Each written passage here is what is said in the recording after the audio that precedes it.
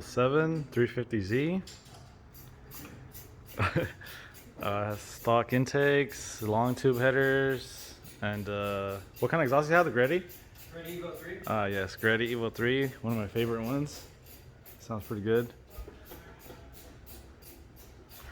We're gonna try and do a baseline and then get it for tuning. He tracks this car a lot, so we'll see what happens. Oh my goodness, why do you guys get these tiny little seats? Seats are big, I don't fit that. Dude, I don't fit in this seat. This is like for kids or something.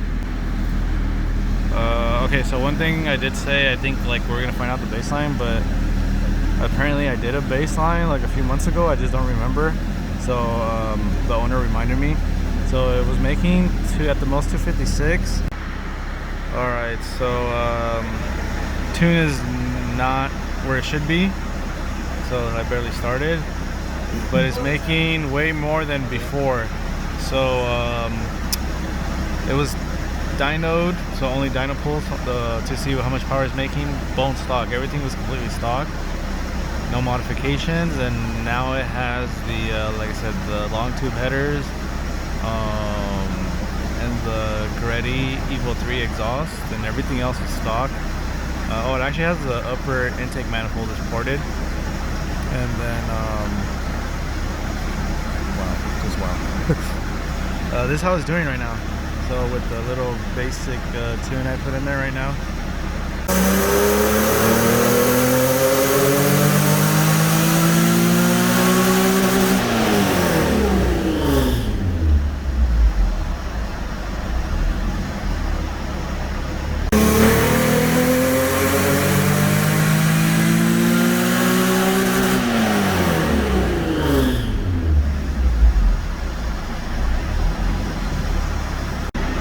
So these are the gains so far, from completely stock to tuning. So 16 wheel horsepower. Oh, I don't have the torque selected. I will at the end. But yeah, this is where we're at so far. I'm gonna see if we can get some more power out of it. That's obviously a big jump, but of course, you know, he added parts to it. So it's the parts with the tuning where he's gaining 16 wheel as of this video clip right here. So maybe 270 is the final number, I don't know, but obviously the baseline was in the 250s. And again, if this is your first time watching my channel, our dyno reads lower than most dynos. But again, let's just say 270 is the final number. The end result for the gains would be 16, so it doesn't matter what dyno he went to, as long as it's the same tuner, then the gains would have been 16, assuming this is the final pull. So if somewhere his completely stock car, the baseline, let's just say, was 280, so you just add 16 to that, you know, it would be the same gain somewhere else as long as it was the same tuner.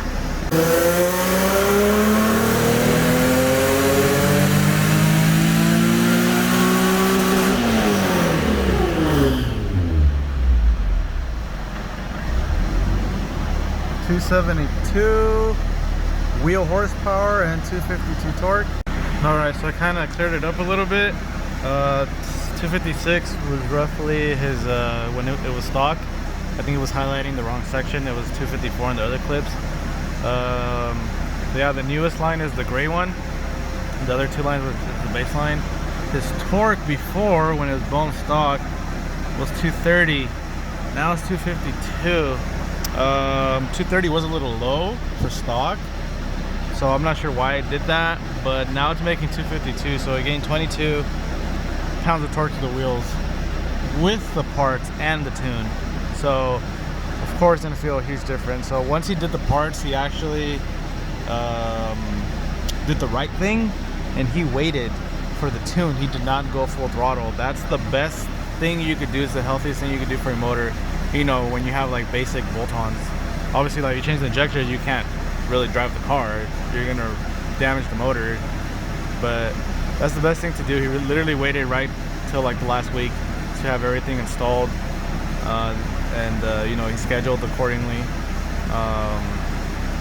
Yeah, we're gonna see if I can get a little more, but per his request, he's not looking for the most out of his motor, the most power. He's actually tracking this car, so he's trying to make it last. So since that is his request, I'm just gonna see if I'm gonna try one more thing, and then I'm gonna probably stop right there, because that is his request. So if he does not want it pushed, then it's not going to be pushed.